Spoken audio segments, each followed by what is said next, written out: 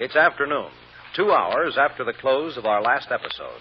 Almost time for the trial of State versus May Grant for the murder of Marcel Blanc to resume. As you know, an important point may be settled in a few moments. That point, you remember, is whether or not Kitty DiCarlo, State's witness and wife of the murdered man, is herself above suspicion.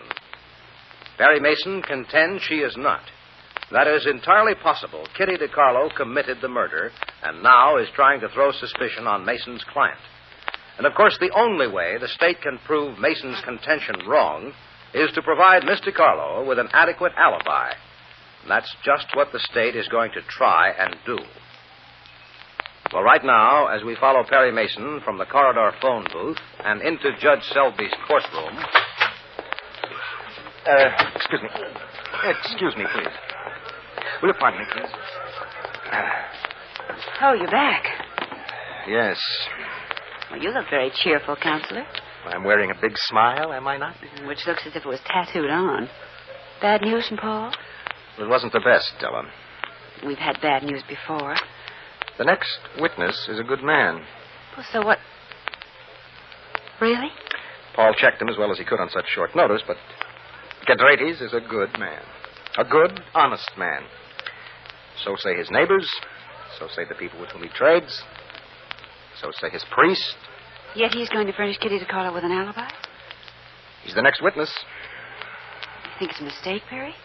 We'll find out when he gets on the stand. If it isn't a mistake, he'll be lying. Well, I'll give you 100 to 1 on that, Della. And if he's lying, well, any lie can be broken. At least that's what a lawyer of my acquaintance always says. A lawyer named Perry Mason. Does he? Well, now I'm going to tell you something else he says. Who? Perry Mason. What does he say? He says he's glad he has a secretary named Della Street. Glad enough to give her a raise in salary. Court will come to order. All right, all right. I didn't hear you answer, Counselor. Oh, I didn't hear what you said. Oh, great. Playing deaf at a time like this. All right, you want me to repeat? No, not now, please. I have to concentrate on the witness.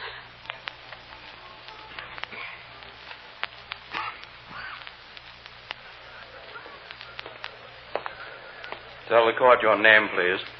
Gedredes. Valeria Gedredes. Are you a native of this country, Mr. Gedredes? No, sir. I am not. A naturalized citizen? I have taken out the papers. The first paper. But you understand English.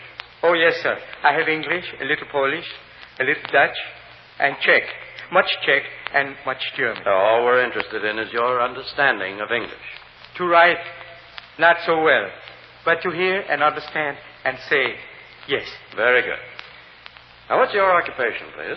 I work in the establishment of a countryman, Prusmak. And what business is that? A small grocery, sir. Your duties? Duties, I do not... What do you do?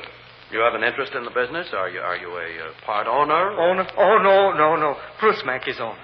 I work for owner. In other words, you're a grocery clerk. Now, Gedredes, you understand that this is a most grave and serious trial. I understand. That we want only the truth. You understand that? I understand. So, Gedredes, I ask you if you know any of the principals in this trial personally. Principal? The main people concerned. For instance, the defendant, that woman over there. Have you ever seen her before? No, sir. But the other lady... We'll come to her in just a moment. And to be certain you have no personal axe to grind, do you have any relatives or close friends working for the state? In my office, for instance? No kindred. Just my wife and my daughter. Your daughter? Does she work? Oh, no, my daughter cannot work. She is barely more than a child, and she is ill. Oh. She's lame.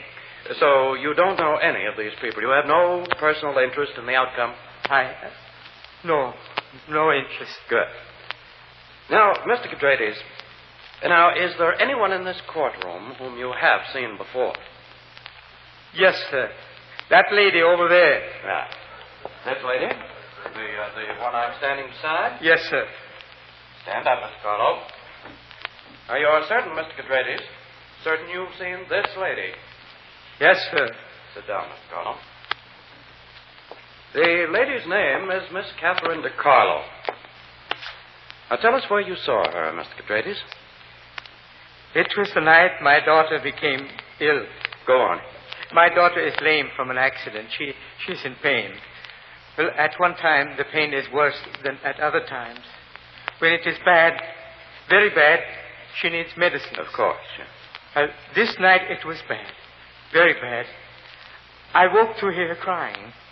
She needed medicines, so I phoned Galete, the pharmacy. Who? Senor Galete, who has the pharmacy. Senor Galete dispenses the medicines to me. A kind man, Galete. He lets me pay when I can. Sometimes there is little money. Yes. Now, just tell us what happened. Well, I went downstairs and called Senor Galete. The telephone is in the downstairs. At his drugstore? No. It was late. The Senor Galete is a kind man, and he said he would leave his home and meet me. Oh. I walked to the store and waited for him. Waited? I live closer to the pharmacy than does Senor Galete. I waited. Tell us, Mr. Cadredes, did you notice the time? I did. My daughter was crying, Mr. Apt. She needed medicines. You have a watch? No watch by me. But there was a big clock in the window. I watched the time. And as you waited, what happened? A lady spoke to me. That lady. Mr. Carlo? It was she. Now, wait, Mr. Cadredes. It was late at night. Your daughter was in pain, needing medicines. Why did you happen to notice Mr. Carlo? At first, I did not. But? The lady stopped. She was very kind. Spoke to you? The lady asked if I needed help. The kind lady. Yeah. You saw her plainly? Well, there was light. Senor Galete keeps his windows lighted through the night. I recognized her. Recognized her? But you said you didn't know her. Oh, not to speak to, not in person, but at the cinema. The pictures moving. Oh, you've seen her in the movies. My daughter's confined at home. When there is extra money, I wheel her to the cinema.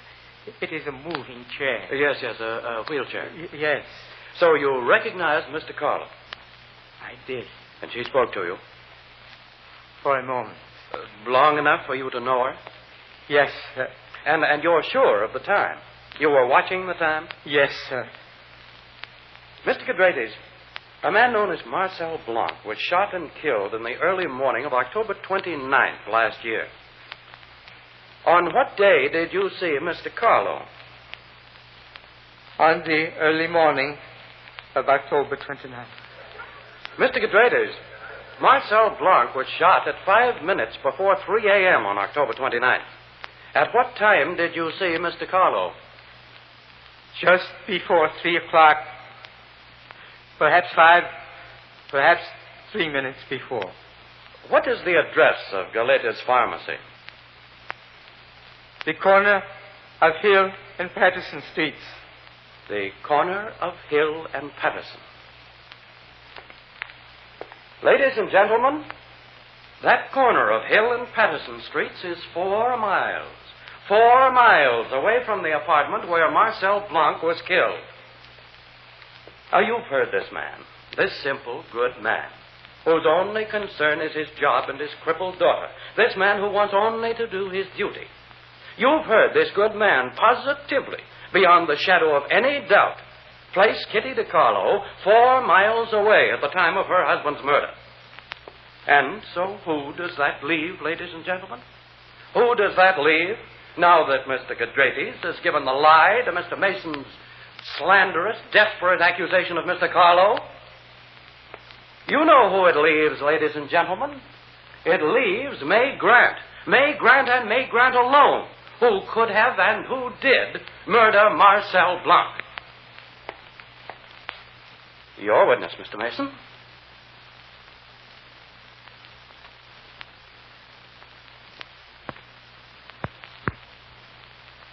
Well, Perry Mason knows that Valeria Gedrades is lying. And Perry Mason also knows that May Grant faces disaster unless he can break Gedrades. But how? How to do that? Won't you join us tomorrow?